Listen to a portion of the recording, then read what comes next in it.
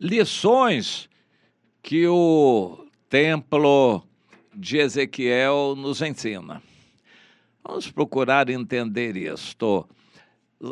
Deus nunca mandou construir um templo, mandou construir um tabernáculo no deserto, que seria móvel e desmontado para que fosse transportado, e isso a cada jornada que eles tivessem que realizar. Um tabernáculo, uma tenda de lona com cobertas de peles, ou os objetos relativamente simples, em geral de ouro, que seriam carregados, cobertos e carregados pelos levitas e sacerdotes. Era assim que Deus estabeleceu o tabernáculo. Quando o povo entrou na terra prometida, o tabernáculo começou a ficar largado. O povo não atendia aos chamados de Deus, às convocações das festas, começou a abandonar. Davi já pegou uma época dessas de muita desordem espiritual, e ele ficou muito sentido com isto, porque todos os países tinham algum templo grande, grandioso para o seu Deus, e Israel não tinha. Propôs no seu coração, Davi, de construir um templo grandioso para Deus. Afinal de contas, Davi já estava muito rico, não tinha pretensões pessoais, ele tinha ganhado material e a mão de obra para construir uma casa para ele, um palácio para ele, que ele achava mais do que suficiente. Ele não tinha mais pretensão nenhuma de grandeza nem de construir nada.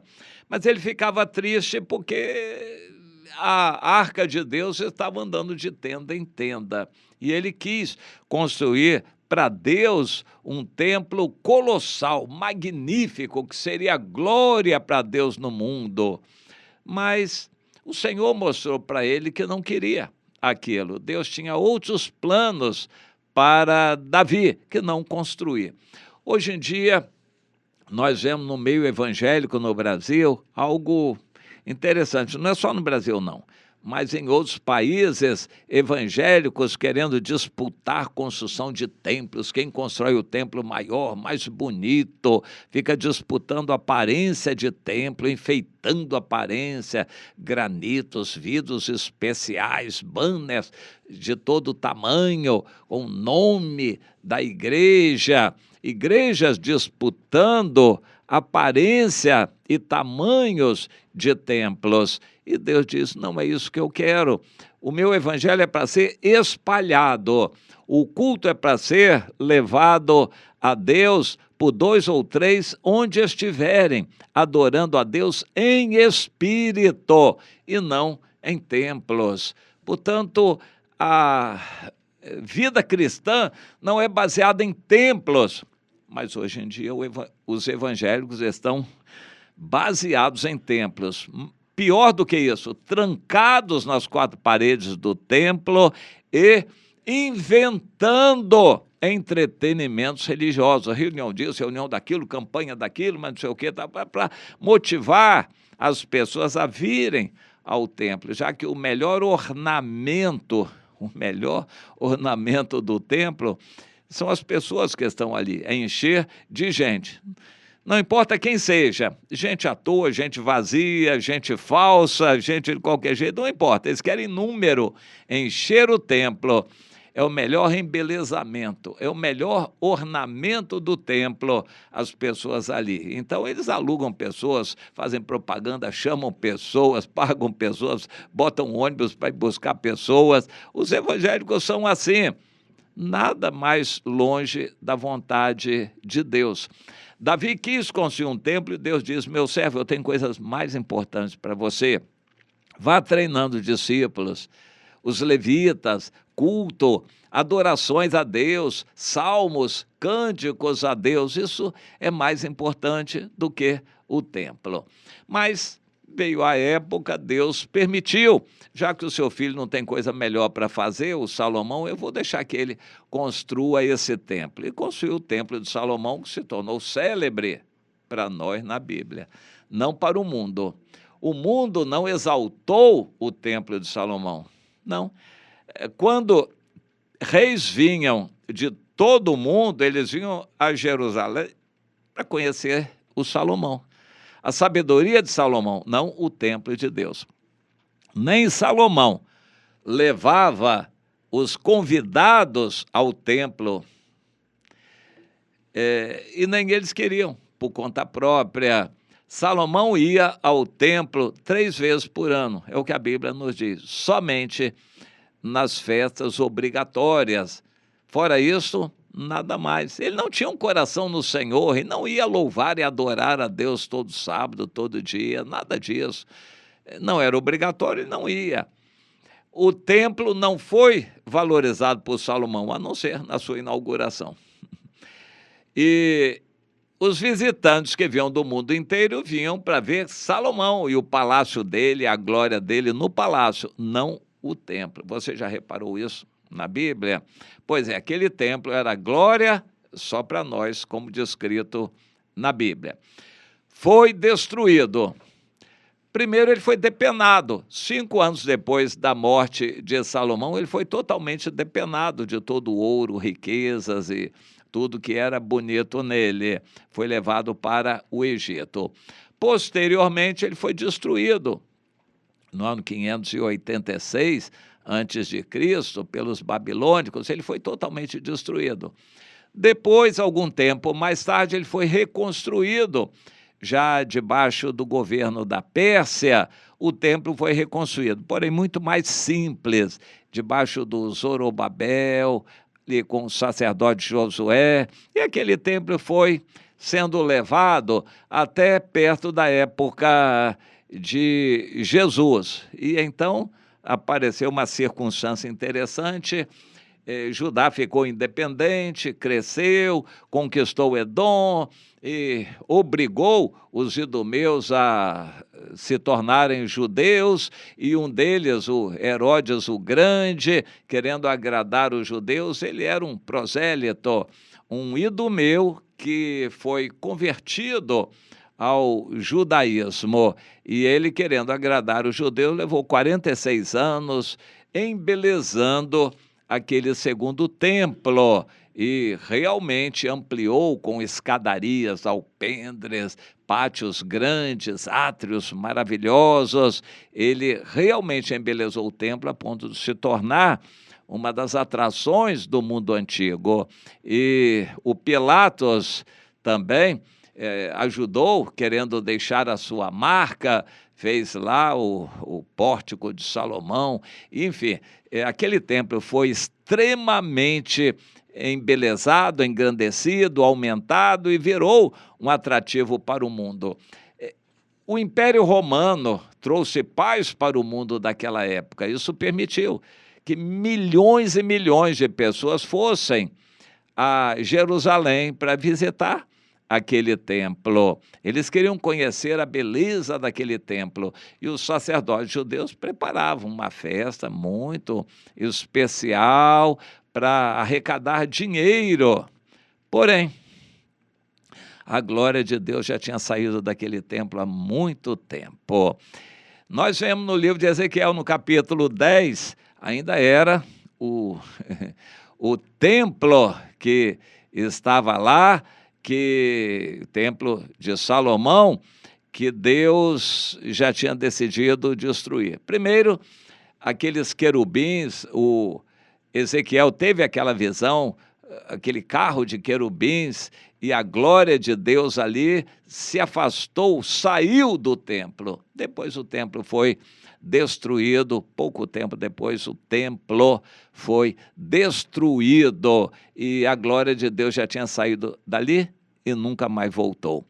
Mas a profecia diz que nos últimos tempos, naquele monte de Jerusalém, será erguido novamente o templo. A glória deste último templo será maior do que a primeira.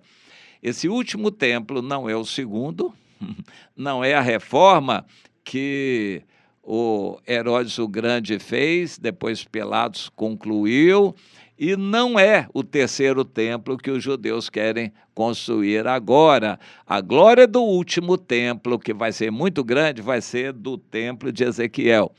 Então vamos comentar sobre isso. A partir do capítulo 40 do livro de Ezequiel, o profeta diz que no 25º ano do exílio, 14 anos depois de ter caído a cidade de Jerusalém, o Senhor levou o Ezequiel profeta para Jerusalém em visões de Deus e mostrou sobre um monte muito elevado um edifício que era o próprio templo.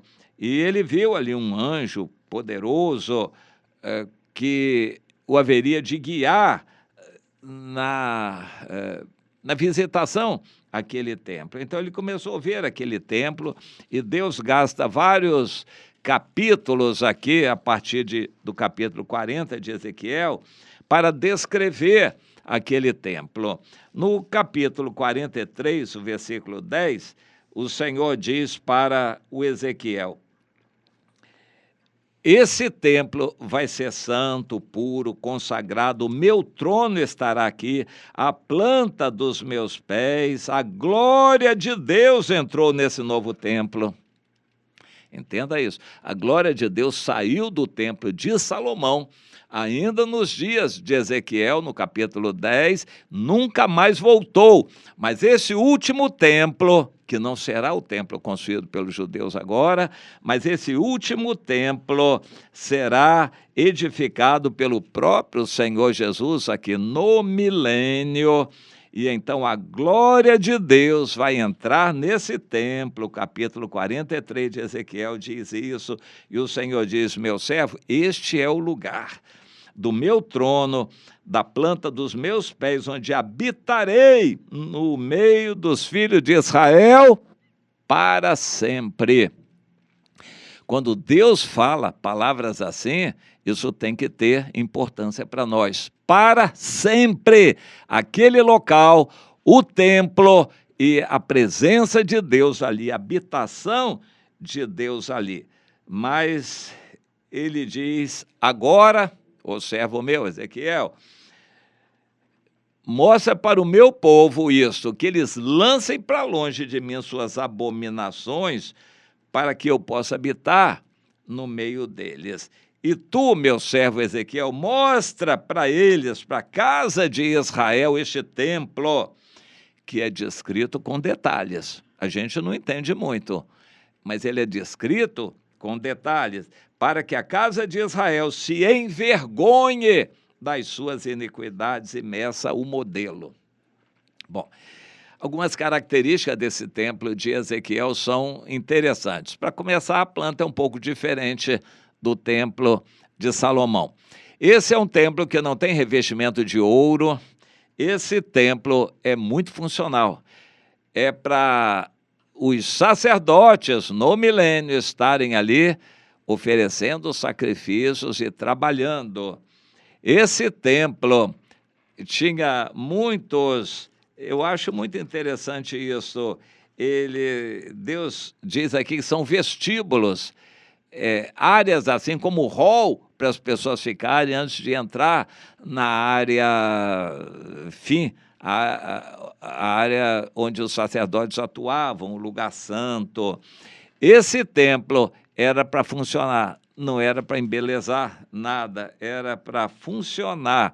E depois Deus descreve as características dos sacerdotes, dos detalhes, dos sacrifícios, depois a terra como seria, isso tudo no milênio, a terra como seria distribuída, os rituais que teriam que ser cumpridos, as pessoas que levariam suas ofertas lá, os dias de ofertas, a corrente das águas purificadoras, aquele rio que nascerá debaixo do trono de Deus ali naquele templo. Aquelas águas vão correr para o mar Mediterrâneo e o mar Morto.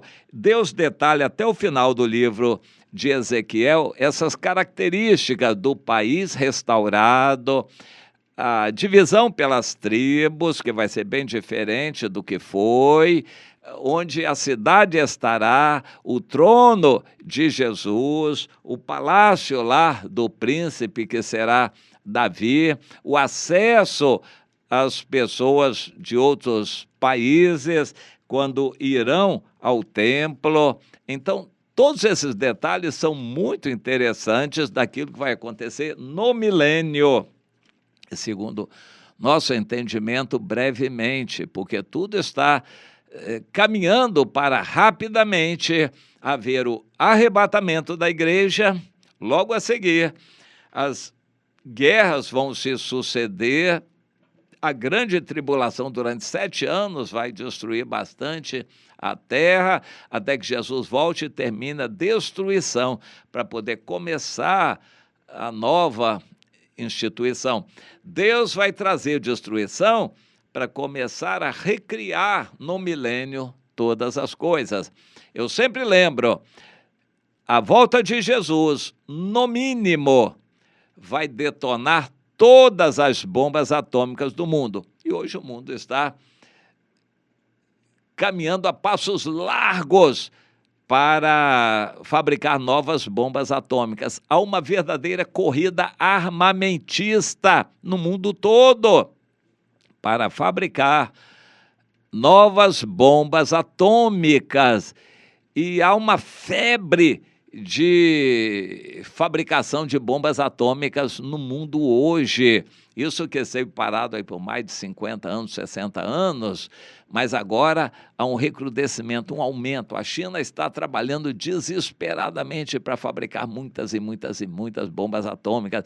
A Rússia está modernizando seu arsenal, os Estados Unidos também, outros países estão entrando, como Coreia do Norte, Irã, estão entrando nessa corrida armamentista, fabricando bombas atômicas. E hoje o mundo tem bombas atômicas suficientes para destruir o mundo 40 vezes seguidas. Por exemplo, destrói um determinado número de bombas atômicas, destrói o mundo hoje. Pode reconstruir, destrói segunda vez, destrói terceira vez, destrói quarta vez, destrói a quinta vez, e assim até 40 vezes destruiu o mundo. É muita bomba atômica.